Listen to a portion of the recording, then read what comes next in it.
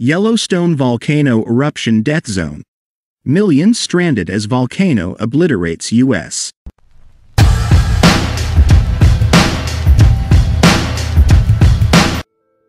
Yellowstone volcano could one day wipe out much of the U.S. and blanket the country in a thick sea of volcanic ash. Scientists have warned soberingly ahead of its eruption. Simulations of the devastating eruption of the Yellowstone volcano predict that no one in the U.S. is safe from the impact of the natural disaster. The biggest cause of concern, outside the region around Yellowstone, is the fallout of dangerous volcanic ash. Clues hidden in Yellowstone's past eruptions hundreds of thousands of years ago paint a picture of a very hopeless future.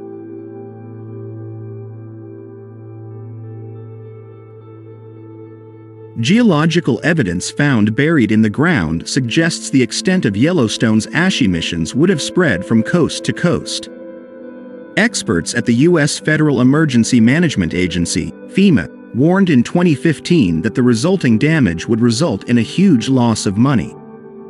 Doug Bausch, a senior scientist at FEMA, said, "In terms of direct economic impact, $3 trillion is a reasonable figure for this event.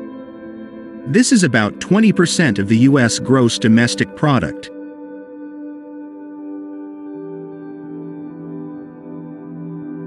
FEMA experts designed 6 plausible ash disposal zones across the U.S. to map the widespread impacts of Yellowstone's spewed ash. Zone 1 will extend up to 80 kilometers from the eruption, blasting the ground with scorching hot gas and volcanic ash up to 3 meters high at temperatures above 400 C. Approximately 70,000 people were in the area affected by this eruption, and unfortunately, the immediate impact of the eruption was not sustainable. West Yellowstone and Mammoth were named the 2 major cities in Zone 1. Far from Zone 1, survival prospects begin to improve, but local wildlife and agriculture will suffer irreparable losses in the years to come.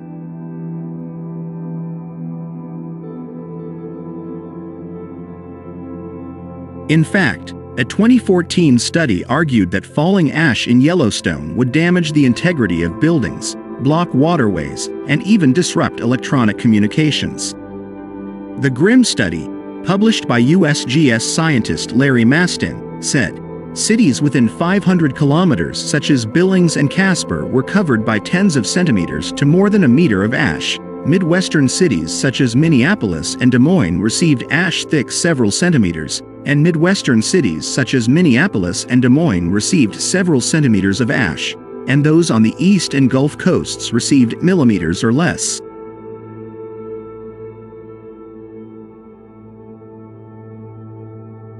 Cities in California are receiving millimeters to centimeters.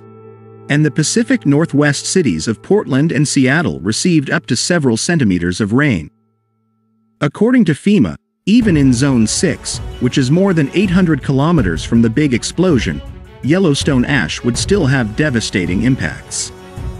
Buildings may suffer minor damage as a result of this disaster, cars will lose traction on roads, and lack of food and communication may hinder livestock production.